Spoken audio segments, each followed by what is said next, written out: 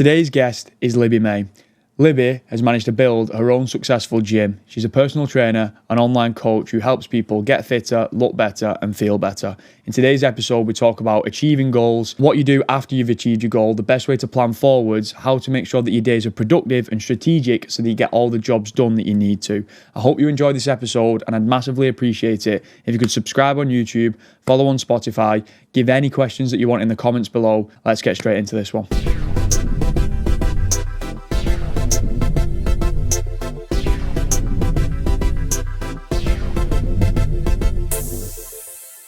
What initially drew you to the fitness industry, and how would you say your journey began?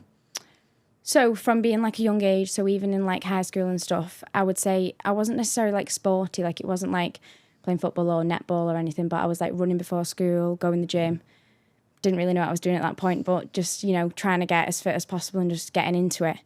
And then sort of realised that PE was like the subject that I was like probably best at and enjoyed the most. So then went on to do sport and exercise science at college, then went on to do sport and exercise science at uni. And then, yeah, I just sort of knew. I was like, I know that I want to make something out of this. Didn't really know what, but I knew that it was like what I was going to sort of go down that route. Yeah. And did you feel like there was a struggle when you was trying to pursue that career of going towards, was it a personal trainer first? Or was it straight into opening up your own gym? No, it was, personal training at first, yeah. So was you personal training when you was at uni? So I started uni. First year, I was just working in Topshop, I think, at that point, yeah. And then second year of uni, I did the qualifications for fitness instructor and personal training. And I actually started working in a local gym in Wigan. Obviously, whilst I was still at uni. This was like, it was carnage. It was crazy. Because, yeah, I started working at local gym, and it was like I had about a year left of uni. Started my dissertation, all got a bit crazy where I started picking up clients pretty quick. Like it did sort of pop off like more than I expected it to. Ended up, I was probably working at Topshop for about 2 weeks whilst I had the qualification, and then sort of stopped. I built up like my brand Libby May Fit on Instagram sort of beforehand. So I started posting all my training, sort of getting people engaged with the fact that like this was something that I was going to do. And then, yeah, it just sort of went really well. So then uni was carnage. Trying to get it all done on like any given moment that I had. I'd go to the gym in the morning, go straight to uni, go back to the gym. And then the like weekends were spent trying to do like my dissertation. It was mad, but it was worth it. Yeah, I've been there myself with uni and coaching and trying to do check-ins and things. It's just absolutely horrible. Yeah. And I think it can be seen as being quite easy to study for, say, your dissertation. But when you're obviously trying to work alongside that, it is a lot of workload. There's so much that goes into it. Obviously, one of the things that we're going to speak about today, which I spoke about before we started, is like how you manage sort of your work days and how you get so much done in, like, say, the 24-hour period that we have, still manage to train, still manage to see clients, obviously running a gym, etc. Do you feel like having so much going on with university, having a part-time job, trying to build up a personal training brand, did that sort of fuel the motivation or the habits to then go and continue being able to be strategic moving forwards?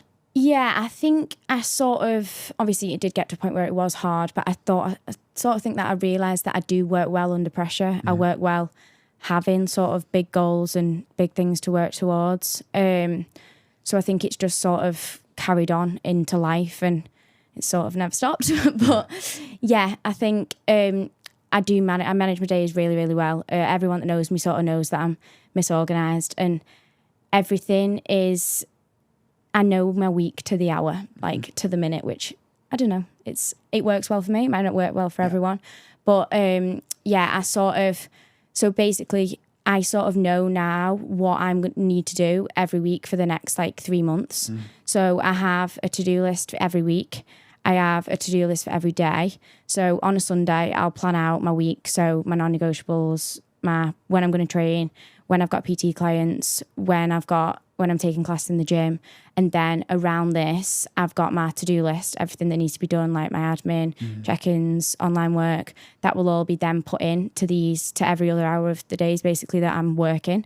And I feel like I'm at a point now where I'm that on the ball with it and that sort of prepared that it's not as overwhelming and it's not as scary opening up your diary on a Monday and thinking, oh, how the hell am I going to get all this done over the week? Whereas having it broken down into like days, hours, set blocks, times, yeah, it's just very productive, basically. Yeah, I feel like a lot of people don't understand how important it actually is to plan things out, 100%. pre-plan. Like even if you're working towards a goal of trying to lose body fat, if you was tracking on MyFitnessPal and you're tracking on the day, even that's going to be stressful. Everything is preparation. Yeah. Absolutely everything. Like if you're not, like as people say, like if you're not prepared, then you're going to fail. Like you've got to... Fail to prepare, prefer to yeah, fail. that's the word. I said that completely wrong, but you know what I mean. We'll quote that. But yeah, so do you feel like when you was at university or like where you are now, where you're planning, let's say on the Sunday for the week after, has there ever been a point where it's like you've reached that breaking point and then you've learned, okay, there's only this much I can handle? Yes. Yeah. So I would say it's probably been the past year that I've fully mastered it and fully realised like we are all human and there's only so much you can do in a day, in a week. Like I feel like I've got a really good sort of balance with you do have to have like a work-life balance. Like you can't just work every hour of the day because it's not healthy and you're not going to be as productive. I've sort of realised that you do have to put yourself first. And I'd say that's made me a better person in my business, in being a coach, in relationships, friendships, everything. Yeah. And you mentioned that when you set up your own gym, was that after uni or? So when I was at uni, we went into lockdown just before I finished. So what year was that? 2021? One-ish, yeah. So we went into lockdown. I was still at uni, so that was a bit of a blessing in disguise. I had all this free time. It was like I'd gone from being like 100 miles per hour to like 0. Obviously completed a dissertation, completed uni, gyms were closed. It was all obviously mad for everyone.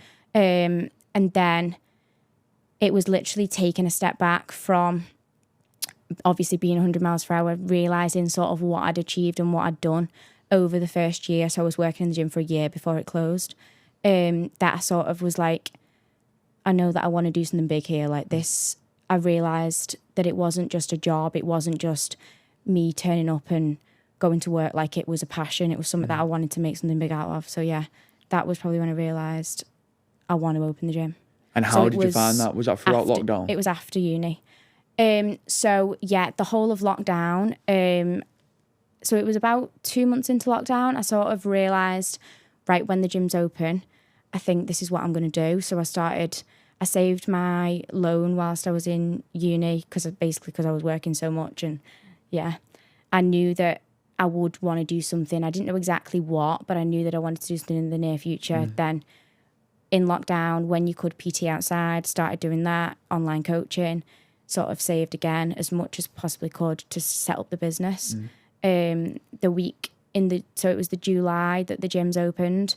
And I'd been like renovating the studio from a few months before that. So we opened the studio a week after the gyms opened. I think it was the 10th of August, 4 years ago. Yeah. We've just recently celebrated 4 years. Oh, well, congratulations. On Thursday, yeah. So it was literally as the gyms opened, the studio opened after lockdown. And how did you find that from going to literally being a university student to then opening up your own gym? I'd say I did sort of just like mould into it pretty well. Like I just took it as it came. Obviously working in the gym prior, knowing how it sort of works, learning along the way. I did start off completely on my own. So it was, don't get me wrong, it was really, really hard work. It's worth every minute of it. But at the start, it was literally just me doing everything, sort of not really having a work-life balance, not really being able to take time off when I needed to, or just sort of pushing it as much as I possibly could, which it's fully worth it. I'm at a point now where there is a lot more freedom. I've got 3 other girls at the studio progressing in their career, PTing from the studio, online coaching. And it's amazing to see that they can also do that. And it also gives me more time now to focus on like my own clients, my own training, as well as obviously all the members, like pushing them, being able to like go out on a Sunday with them and run, like put time into everyone basically, and have a bit more time for myself. Yeah, so touching on the work-life balance thing, do you feel like I kind of, and I don't know if I've ever mentioned this on this podcast before, but kind of look at things as if it's like a sprint at some points in your life, and then sometimes it's kind of like a stroll or a jog, where you might have 3 months where you're going all in on trying to onboard some new clients, or all in on some training goals, or other things have to take a step back. So I can imagine when you first open up that gym, it was just, right, get people through the door, try and get this up and running. 100%. So training may have taken a back step. Yeah. So I think a lot of people, when they hear the work-life balance, they can think that, you know, it's just plain sailing easy all the time, or you enjoy fitness, you've got your own gym, it must be easy. But obviously you've got to learn the whole business skills of trying to get people through the door, and how to then manage your time when it comes to not being a university student and doing assignments, but setting classes, trying to sign people up who, like you just said, is it 2 or 3 PTs you've got now? Yeah, there's 3. Well, there's 4, but there's 3 PTs, but then I've got others that just coach classes as well, like 4 the online coach on the side as well. Yeah, like the recruiting side of that is a whole new role that you've had to take up. So for somebody who, let's say, like maybe an up-and-coming entrepreneur, or somebody who is looking to maybe set up their own gym in the future, or is inspired by your like success, what would you say to them in regards to structuring out like their plan? Would it be a case of understanding that it's not always going to be a work-life balance? It's not going to be, you know, the 21-year-old with a Ferrari on Instagram sort of lifestyle all the time. It's definitely not as glamorous as it looks. Yeah. There's a lot of stuff that goes on behind the scenes that it's obviously not. It's not easy. I'm up at 5 every morning. Like, it's not sociable hours. It's worth every minute of it, and it's absolutely amazing. Like building a community and seeing everything that's gone on, it's insane. But yeah, there's pros and cons, and there's always going to be, isn't there, to everything. But yeah, work-life balance. Like, I definitely didn't have it at the start. I definitely didn't put myself first either. Like I do now. I have. You know, like I train really hard and I give myself that time. I give myself time to spend time with like family and friends. But at the start, my training took a backseat. I did still train, but not to the extent that I wanted to. Unsociable hours, sorry. So like I'd have to, I was 21, like I was a baby, and I had to just grow up. I had to mature. I had to say no to plans. Like my weekends weren't the same as my friends. Like it just, it definitely changed me as a person, but it's the best thing that I've ever done. Yeah. So then going off the back of that, you've kind of answered it a little bit yourself there, but do you feel like that's now shaped you into the person you wanted to be, or do you feel like sales have changed? Do you feel like they've gone in a different direction, or is that something that you've always expected? It's definitely shaped me, and I'd say it shaped me into the person that I want to be, but I also feel like I'm still growing. Yeah. I'm very much about like self-development and being aware of yourself and being a good person and all those things. So yeah, it's definitely 100%. I'm a very positive person. Like I'm a very motivational person. Like I will help as many people as I possibly can. I feel like it's made me very like selfless, but also putting myself first in a way. So it's definitely making me the person I am, but I also know that I've still got a long way to go, because I feel like everyone should always work on themselves. And did you, going right back to the start of the journey, always know that the gym was something you wanted to do, or was that something that changed along the way as well, or was it always health and fitness, and then it just sprung one day where it was like, right, no, I want to do this? Always health and fitness. I think when I first thought I was going to like open a gym, I sort of in my mind pictured it as like sort of opening a space where I'd like PT, where people would come along. I suppose I didn't fully realise like how much of a big community it would become, and how much of like it is people's place to train. Like it is, I feel like I have like quite a big responsibility in a good way. I didn't realise the extent of it, but as soon as it started, I sort of knew like, no, this is going to be what I want it to be. Like this is going to grow. It still is growing. I suppose I just sort of went with the flow of the way it was going. And also set goals every year to try and hit, and just keep going towards what I want it to be. And how important do you feel like the community side of let's say, like having a gym, obviously, I can imagine the community side of just training in a good environment is for you to see progress with your own training, for clients or people who are coming into the gym to see progress with their own journeys as well. I think community is like the most important part, like ever. So for example, like Wigan 10K tomorrow, we've got like 15, 20 girls going, running it. We've got High Rocks in Birmingham in October and there's like 25 people doing it. And I think these people probably wouldn't do these things and put themselves out of the comfort zone and really push themselves that hard if they wasn't surrounded by so many amazing like-minded people that want to push them to do better.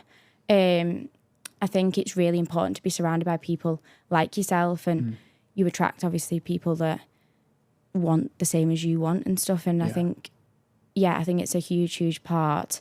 And I think it can really, really help you training, because I think it can be sort of lonely, sort of wanting to better yourself.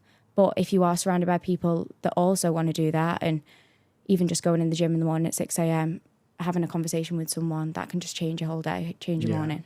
100%. Because like you mentioned, being 21 and then going into this new, completely different environment of business, like the weight's completely on your shoulders. Yeah. That's the time where people your age may be going out every weekend, not prioritising, let's say, the business that they maybe would have set up if they weren't going out on the weekend. So how did you find that from a perspective of potentially being a little bit more alone in certain times?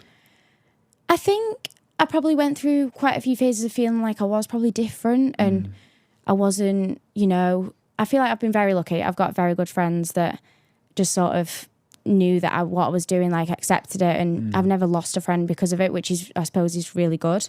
I suppose I'm surrounded by people like me that want to push others to do better.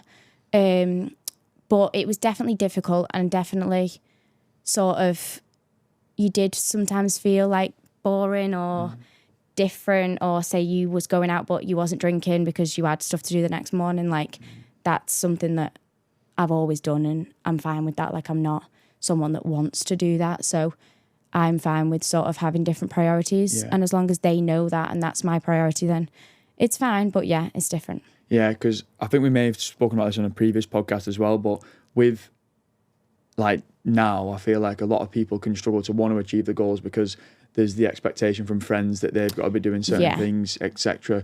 So what would your advice be for potentially someone who's similar age, maybe a little bit older, they're looking to do something that they may not have done in the past? Because obviously if they want to take up a new business, they can't go out as much on the weekend. They're not going to be able to see the friends that they were seeing if they were going out on the weekend. So their whole identity starts to change. Yeah. What advice would you give to that person? I think it's really important to surround yourself with people sort of similar to you and similar to your goals. So like, for example, I feel like I have friends that I'm like, I have to, I can speak to them on like a really deep level. And then I also have friends that are through the gym or through training. And I think you do sort of need those people that are sort of doing what you're doing. Obviously it's hard to find and it only comes over time, but I do think it's sort of just put yourself out there and try and sort of find people like you and with sort of similar goals to you, because you will find them and it will help you to progress even further. And do you think that there has to be some sort of acceptance that they will go through times when they're going to be alone, and they do have to accept that they need to be lonely? Because I'm a strong believer that, you're going to be successful or you're going to get to where you're going to get to, but a vast majority of that time you're working towards it, you're going to be alone in your own thoughts, and 100%. You're the only person who's going to be able to motivate you to do it. 100%. I think you've got to like have your own back. You've got to sort of like be secure in yourself that like it is okay that not everyone is like you, not everyone is doing what you're doing, and like that is fine. Like not everyone wants to do that, and I think you've also got to see it from the other side and be okay with people not doing that as well. Like it's sort of on you, isn't it? So yeah, 100%. Like it is going to get lonely, but you've sort of got to look at the bigger picture and think, for example, like looking back at when I first opened the studio, how hard it was, how like unsociable it was, but then like flip it to now where I do have freedom and I still work very hard, but I can like prioritize me a little bit more, and I can train twice a day. I can then work around that. Like you have just got to see that in your future, you will thank you for the hard work you're putting in, type of thing. And like you just mentioned there, where you've gone through like next, I was going to say a little bit of a series of solitude, but time on your own where you've had to put the work in yourself. Maybe people aren't supporting as much as what they normally would. You can't go out on the weekend, etc. That's kind of like a short-term sacrifice for the long-term success. Yeah, 100%. And you've preset that, you've planned that, you know that that's why you're doing it. And you could have the world's best cornermen, the best set of friendship groups who are giving you all the positive affirmations in the world, but even still, when you wake up to then go and open up that gym, it's you who's doing it. Again, you're on your own. And I think a lot of people need to accept that literally no one's going to save them, whether it's training, setting up the business, whether it's trying to lose the body fat or whatever it might be, finish the assignment. You've got to be the one who starts doing it. Yeah. There needs 100%. to be some form of action. Do you have any sort of strategy when it comes to just taking that action? Like I can say, especially from somebody who has been to uni, relating that when it comes to starting an assignment, you type the first couple of words and you just don't know what to do, or you can't get that assignment started. So I can imagine obviously then going to opening your own studio to then set the classes, to then get everyone through the door, etc. How do you just go up and take that action? Probably setting like non-negotiables, like as you would with the training goals and everything, sort of setting things for each day that you have to get done, setting things for each week that you have to get done, that then obviously lead to the bigger picture. And is that you mentally preparing yourself that these tasks are a must do? Yeah. So there's things every week, every day that have to be done. And I suppose I don't think about it. They're just getting done. If that's on my to-do list, it's getting done. And that's kind of you setting the standard for yourself. Yeah. So there's something that I've spoken about before is like a mission statement of a brand.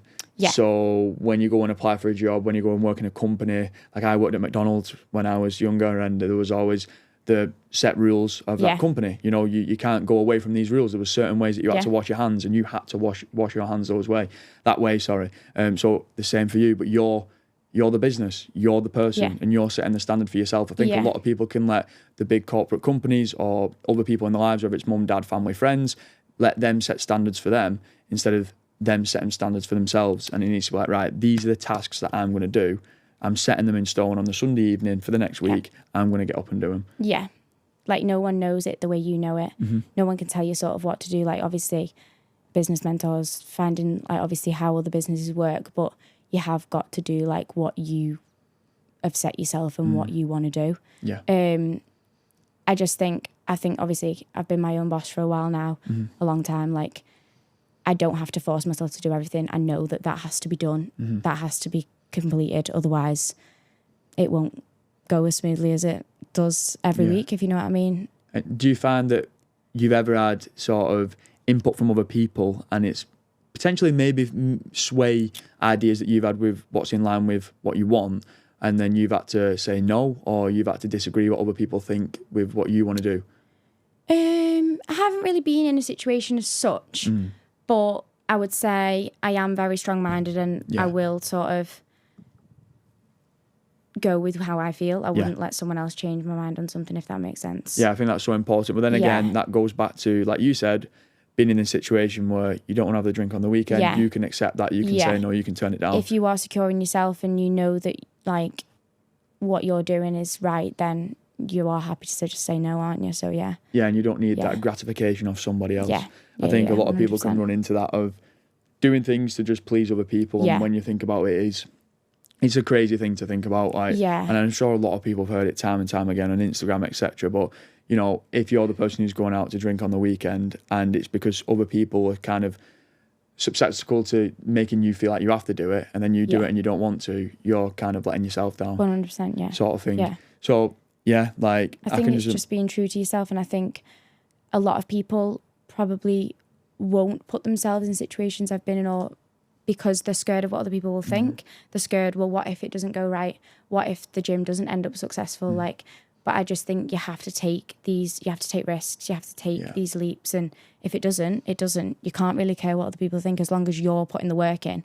If you're proving to yourself that you're capable of it, then it probably will happen. It probably will pay off. And when you're going through those times, are you constantly saying to yourself, this is going to work, this is going to work, this is going to work? Or is there times where you are thinking, this is not working at all and I need to take a step back and reassess things? No, I'll be completely honest. I feel like I've manifested everything I've done. Like, I'm a very, very positive person. I feel like I've sort of, obviously the hard work's there, but I've sort of spoke it into existence. Like, I knew that it was going to go well. I knew that I was going to build a community. I knew that I was going to experience where multiple women, multiple girls, males were going to better themselves, become a better person, do things they're scared to do. No, I think you've got to believe in yourself. You've got to believe in like your self-worth to do good things, to do big things. I think if you don't believe in yourself, no one else will. So yeah, no, I've never, and I'm sure a lot of people have, but I think if you know you're putting the work in yourself, then it's very easy to sort of have a lot of belief in yourself and know that you can achieve big things. And it's kind of having the faith that the things will happen in the long run as well. Like you just said, the manifestation and stuff. I know a lot of people can hear it and think that it's a load of rubbish, that you can just sit there and say, I am a millionaire, and then the next thing you know, you're a millionaire. We'd all like that, we'd all love that. That'd be great. I'd go and get my lottery ticket now. Or I can get Oasis tickets, then you realise you can't.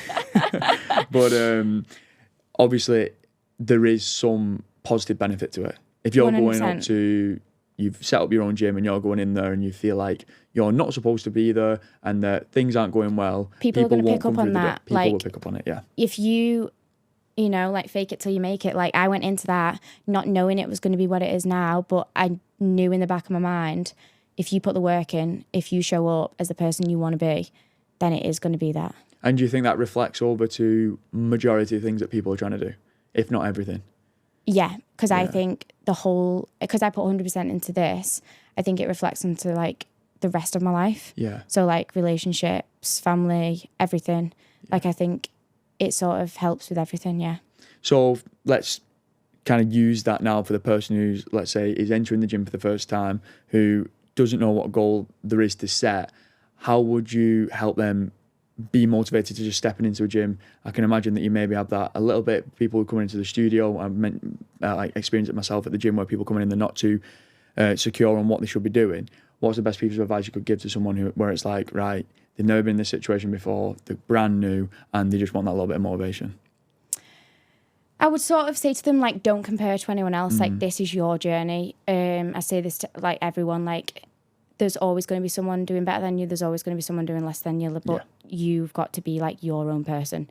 No one's actually going to be bothered about you, type of thing. Like, you've just got to sort of focus on you. I would say to just try and enjoy it as much as possible. Just try and feel comfortable in like the environment of obviously doing something scary, and knowing that once it's done, you are going to feel like proud of yourself. You are going to be like, maybe that wasn't as bad as it feels. And you are going to probably want to go back. I think a lot of people can be scared of the initial sort of go in, but I think your actual environment and where you go in can be a big impact on this. So for example, going to a commercial gym, going in, probably, you might not speak to anyone, you might just crack on with it and not know what you're doing. Or going into a gym where there is PTs that will help you, or for example, like the studio, which is a community and there's classes on where you are going to be coached. Like, I think you've just got to be mindful of like the different types of environments there are in like the gym society type of thing, and pick what you think is going to work for you. If you're a social person, if you're not, if you do want some extra help type of thing, and just go with what feels right. And how important would you say the gym is for somebody in the current situation? Or training as a whole? Training as a whole in their current situation. Yeah, do you think it will positively impact them? 100%. Yeah. I think it would positively impact anyone. And I'm not saying you have to train like an athlete. I'm not saying you have to train twice a day. I'm not saying you have to do anything. You just have to sort of, I think it's very, very important, and I have this sort of relationship with all my clients, to sort of find a training that works for them. So a training plan that they enjoy. Yeah. So obviously I want every client to train hard and to have a specific sort of program to work towards goals, etc. But I also think it's really important for them to enjoy I don't want them going into the gym and thinking, got legs today, hate doing this exercise, I hate doing this, like, why am I doing this? I want them to go in and do something that they actually enjoy and want to progress in and want to better themselves in.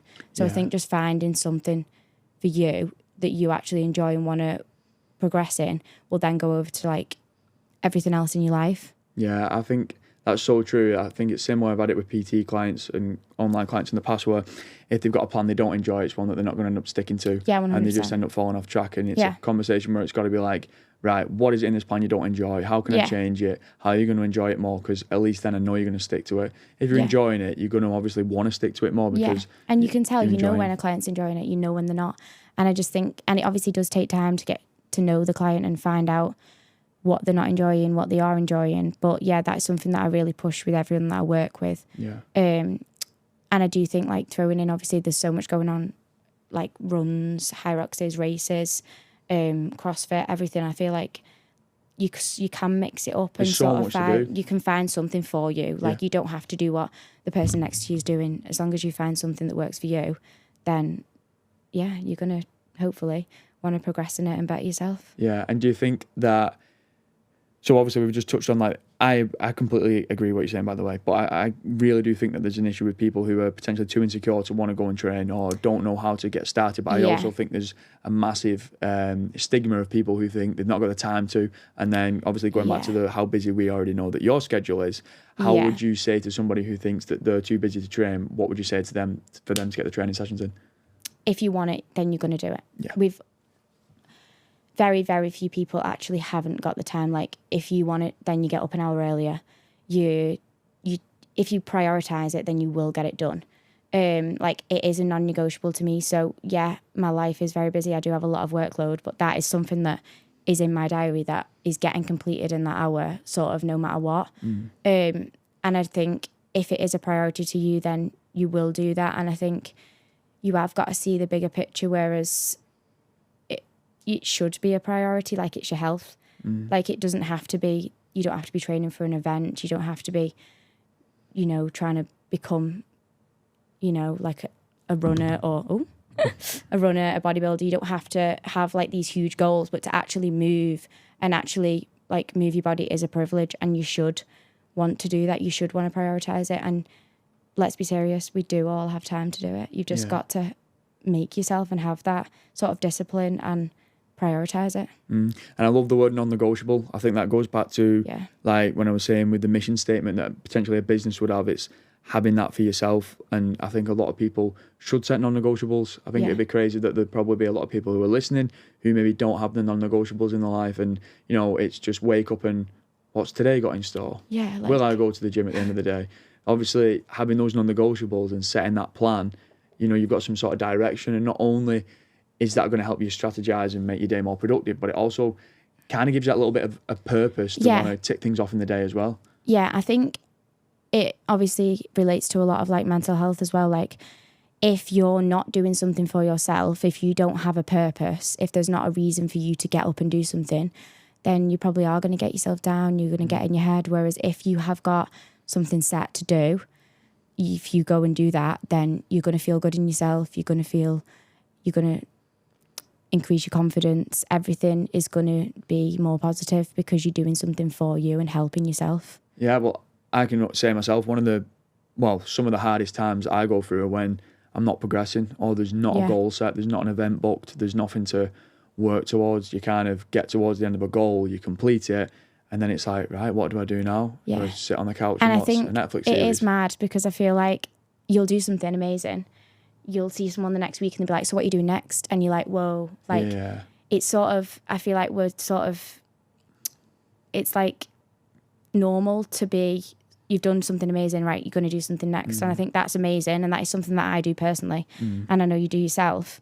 But it can be a bit like a blessing and a curse. Yeah, because it's like, okay, I've had my well done. I've now got to work really hard for the next thing. Yeah. And I do think it's a really good thing, and it's good. Pressure is good, but you have also got to sort of be present and realise that you have done something really good before you go on to the next. And would you go about potentially scheduling time in where it's like, right, I've finished an event, I've worked towards a goal, like we was talking about at the start, where you set up the gym and you knew that training was going to take a back step, so you was going through that kind of sprint era of your life at the moment in time, and then let's say you've worked towards this event, you know that you're going to put all your time into that at this moment in time. Potentially work has to take a back step, or relationships have to take a back step, or whatever it might be, and you work towards this goal, you complete that event. Are you then booking in time where it's like, right, I'm just going to enjoy that for a period of time, and then I'm going to go towards the next thing? Yeah, so for like example, I did the Barcelona Marathon in March.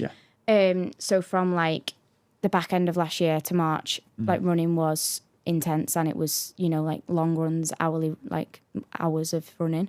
So I would say like my CrossFit sort of took a back seat. And then as soon as the marathon was done, then I sort of carried on running, but CrossFit then sort of came to like the front of the list because then I had 2 CrossFit comps after the marathon.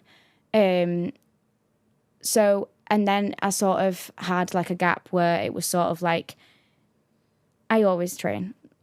It's just, I love training. I'm always going to train. But I feel like you can have times where you're not sort of focusing on, I've got a competition in 6 weeks' time, I've got a race in 10 weeks' time. It's just sort of ticking the boxes and just progressing sort of in a way that you want to progress. So yeah, I definitely, the year sort of goes up and down.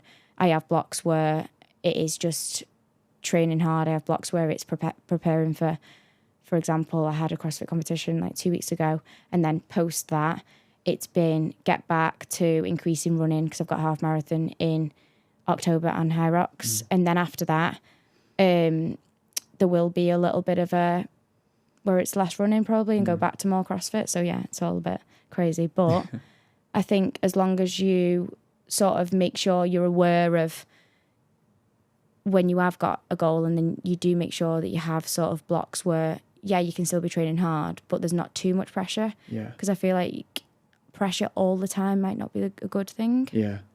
No, 100%. And I think it reflects well onto not only, say, the athlete who's doing so many competitions, but even the person who's just genuinely trying to lose a little bit of body fat. If they set a 16-week goal of, right, I want to get in shape for this holiday, then they always have the holiday at the end of it. Do you know what I mean? Yeah. It's like, I've done the work, I'm going to enjoy myself. Then when I get back, it's right back to the non-negotiables of just going to training. So I think just from listening to what you've been saying, it's similar to kind of how I structure my years or plans, etc. It's like, I have the non-negotiable, I'm always going to train, I'm always going to eat well. I may have the off-plan meal on the weekend, or I may go a little bit away from what I normally do, but I'm going to make sure that I also have got times where I'm going all in towards one goal. Yes, 100%. Do you know what I mean? So there's goals that are set, but I've also got the non-negotiables. So I can take a back step if I want to, or I can always go all in. Because some people fall into the all or nothing mentality of, right, I'm all in for this 16 weeks, but once I've done this 16 weeks, I'm all out. Yeah. And I'm going to put all the weight back on. 100%. So something I'll really try and like drill in with clients is like, it is a lifestyle. Like I want you to enjoy training. I want it to just become part of your life. Like I don't want you to come train for 3 months and then stop and then come back to me 2 months later and be like, oh yeah, I haven't been in the gym. Like that's not how I work, and it's not the way I want people to sort of see training. I want it to be a non-negotiable and part of your life, basically. And it 100% should be. I don't understand why people think it shouldn't. It's literally what our bodies are made for. Yeah.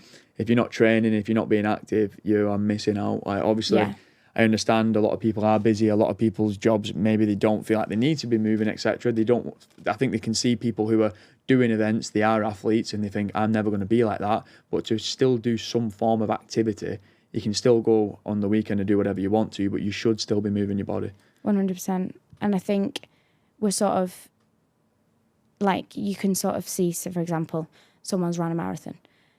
That can be seen. So then now I sort of sometimes think that's normal. And like that's, obviously this is wrong to think that that's not like a huge thing, because it's 42 kilometres of running. It's huge. It's crazy. So I think you've got to really like, so even going out on a Sunday for like a 10K run to someone else, that's like, oh my God, like how, like, but then you can sort of think, oh, like that's just what I do. Yeah. It's very easy to sort of think that what you're doing is normal when it's not, and not everyone can do that, and not everyone has the mental strength and like consistency to be able to do these things. I think you have got to like remind yourself that, and it makes you have more self-respect and more self-worth.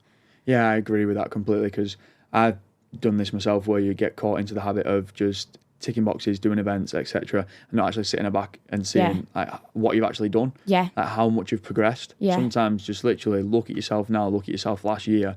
Dead easy exercise. You can literally go on your camera roll and your photos if you want to, and just have a look through and see if you have achieved the things that you wanted to. Let's say a year ago, have you actually hit that New Year's resolution that everyone's probably set? Do you know what I mean? Are you actually ticking the boxes that you've set yourself? Because if you're not, something needs to change. If you are, then give yourself a pat on the back. Stop being so hard on yourself. Because like you said, if you are the athlete who's doing all these different events and you're progressing all the time, you aren't that appreciative of the things that you do, and you don't give yourself a pat on the back. And sometimes it can be so disheartening to see people who are just drilling themselves into the floor and they're never actually happy with the progress that they're making.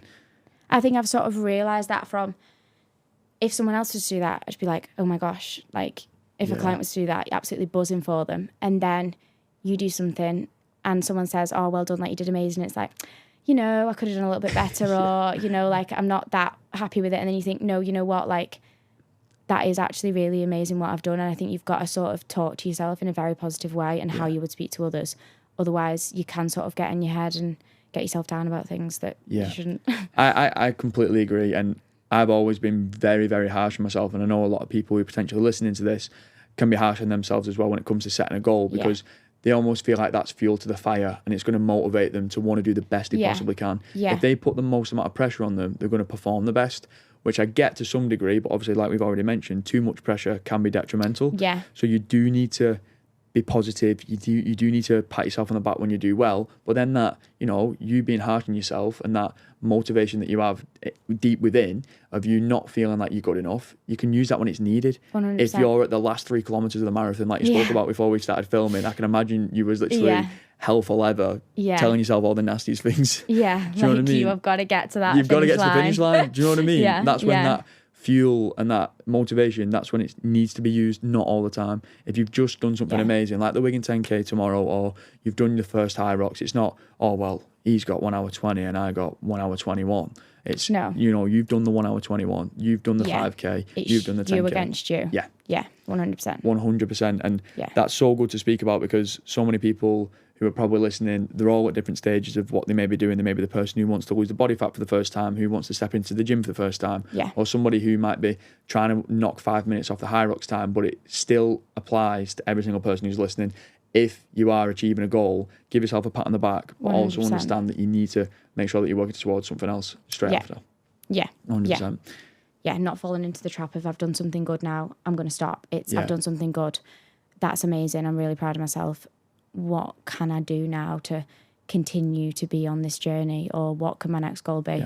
And continue bettering yourself. Like we was talking about, of, you know, you setting the goal of wanting to set up the business. That's just helped you become more of yourself. 100%. Do you know what I mean? That's you have become the person that you've wanted to be by doing hard things. It's actually funny this, actually. When you walk into the gym, we've got an LED sign that says, become the person you want to be. And I think behind this, I've sort of realised that people put themselves in a box, and they say, so many people say to me, oh no, I could never do that. I'm not a runner.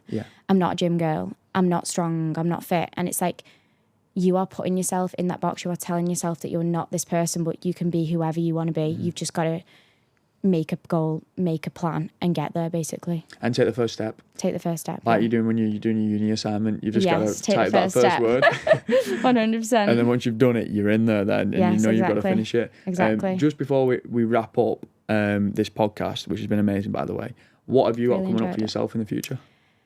So I've got Wigan 10K tomorrow. I have got Manchester Half in October. Sick. And then I've got Manchester High Rocks with my best friend, who I've been best friends with since I was literally like 3. Amazing. So that'll be amazing. And then after that, maybe a marathon on the cards for next year, another one. We'll see. It's not booked yet, but we'll see. Yeah, so cool. And anything to do with the gym? The gym is progressing constantly. We've just got some new kit. For now, I'm happy with like the location and where it is and like the size of it. But in the near future, I would like to be in like a bigger space. But for now, not just yet. Yeah. For now, we're good. But we're constantly making like changes to the actual gym and getting new kit and I put a lot of time into like programming. So like stuff like that's constantly changing. And like we do a run club now, which is really good, which has got people out, people that wouldn't usually like run or just. And there's a group of you going to the Wigan 10K tomorrow. There's a group of us going to Wigan 10K tomorrow. And that's all from the gym. Yeah. That's so cool. Yeah. So there's a lot going on. There's always something going on. There's always another event. So for like on Thursday night, we celebrated like 4 years of the studio. We all went to Farmer Strong. Oh yeah. So yeah, we just sort of every few months we'll make sure there's like a big event where everyone can go to, which for me is like huge because I feel like it's such a good community and it has created so many like amazing friendships and people having like a support system, which that's what it all is about. I was going back to the start. It's what you need. If you're working towards 100%. Goals, you need that group of people around you. It's amazing. So if anyone's looking to potentially go to the gym or find where you would be for Instagram, etc., where would they go? So if you head over to Instagram, you'll find me at LibbyMay_fit or Libby May Fitness Studio to see everything to do with the gym. Cool. Just get in touch. Yeah, and I'll bang that all in the description as well. And thank you so much to everyone who's listened and made it this far. I hope you have enjoyed this episode. If you've got any questions or anything to do with me or Libby, you can drop them in the comments. You can ping them over to me on Instagram. Please subscribe. Please follow on Spotify, and we'll catch you in the next one. Thank you so much for listening.